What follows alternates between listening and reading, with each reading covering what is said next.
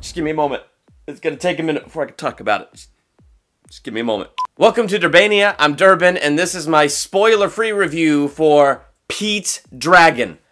I seriously had zero expectations for this movie, and honestly, I was blown away. I was also blown away by the fact that I'm sitting in a movie that I really enjoy, super excited for it to be over, just to get out of there, because this movie, like, tugs on your heartstrings 6 ways to flippin' Sunday. It's unreal. Now, I haven't really seen the original Pete's Dragon. The most I've ever seen of the original Pete's Dragon was CinemaSins did a video not too long ago where they sinned it and all that fun stuff, and this movie, from what I can tell, had almost nothing in common with that original one. So, the way it opens, it opens a little sad and depressing, because you gotta figure out how this little boy Pete ends up alone in the woods. The fact that he has no parents, automatically you know it's tragic. The fact that this is Disney, automatically tragic. So you know from the get-go it's got to be something tragic. And it was. I mean, it's just he and his family. They were on an adventure. It was just him and his mom and his dad. She's like, you brave little boy. And then a deer jumps in front of the road. They swerve. Parents die. Boy goes out without a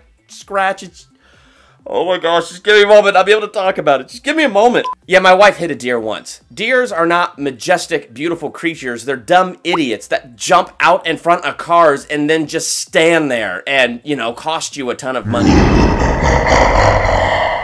Thank you, dear. So right when you meet the dragon, it's awesome. And Pete names the dragon Elliot based off this child book that he got from his parents and things like that. And so he names this dragon Elliot, but just in the dragon's facial expressions, seriously, in the first 60 seconds of being introduced to this dragon, that's the first time, no, that's the second time. The second time in the first 5 minutes of this movie that your heartstrings are being tugged. Just the pity that the dragon takes on this boy. The animation on this dragon is awesome. Like, it has some stuff in common with that original one. It has a few that look that's the same, but it's just the way they did the face, the way that they did the eyes, the way the facial expressions are. Like, I mean, just in the first minute, you get this dragon's personality. Then, of course, you get all those little montages where, you know, you see Pete kind of growing up. He's playing with the dragon. You see this great friendship. All this great setup for yet more tragedy that you know it's on the way. You know how you know it's on the way? Because there would be no movie if it wasn't on the way. So that leads into my next point about this movie. It was extremely predictable. There were a lot of things about this movie that you could predict. You could see the setups from a mile away. You could see what's going to be going on and all that stuff. I mean, you kind of just, you know what's coming. But it still does not prepare you for how it's going to tug on your heartstrings. I found that just because I could predict something was going to happen, it did not lessen the emotional impact when it did happen. So that's going in its favor. So while it may be a negative that it was kind of predictable, the fact that it pulled it off, that it still tugged your heartstrings when it was doing that, it was awesome. So yeah, Bryce Dallas Howard, she finds Pete in the woods. And this is where you just get this whole contrast of what's going on here. That kids, they will believe the faith of a child, right? Adults, they are cynical and jaded. And the Robert Redford guy, oh, he says he saw a dragon in his past. Shh. Stupid old man. Shh. I mean, it's just, it was crazy the way they just played with the ignorance of man and disbelief and all that stuff in this movie. And it was just so fascinating and infuriating. And then you have Bones. And Bones from Star Trek is kind of like the bad guy in this movie, which at first I couldn't really see because he's Bones. Well, that's just typical. And he's, you know, in Lord of the Rings, The Two Towers, and swoops in at the last second. But then in this movie, he's the bad guy. And I couldn't see that at first. But it wasn't long before I just want to go hunting. Punch his freaking little face in. This thing is dangerous. This guy made me so mad.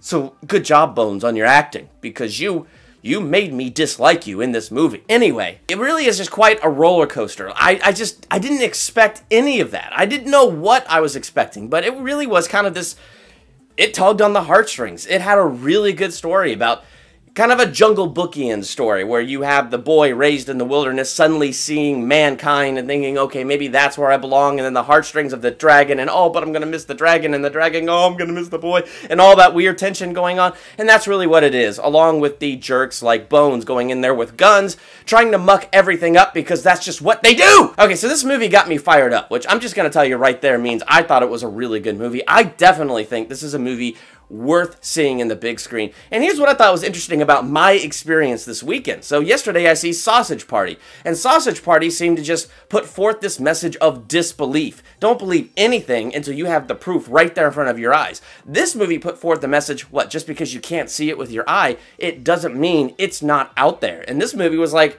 strongly about belief, in favor of belief.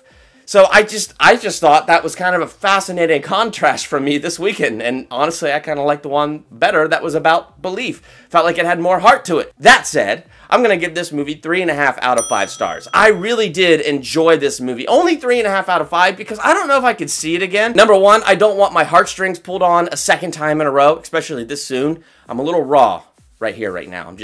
I'm a little raw.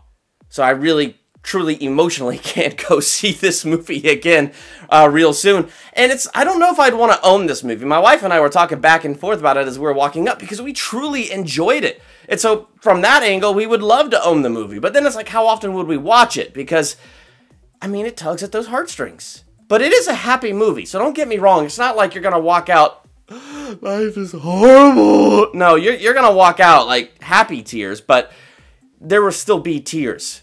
So I'm just saying, you know, unless you have a heart of stone, prepare yourself going into this movie because they really get you attached to that dragon. They really get you attached to what's going on. So if you saw Pete's Dragon, what were your thoughts on it? Did you like the movie? Make sure to let me know in the comments. While you're there, hit that subscribe button and subscribe for more videos. You never know when another trailer is going to come out or whatever, and more reviews coming out next week. So hit that subscribe button and be on top of that. You like this video? Hit that like button.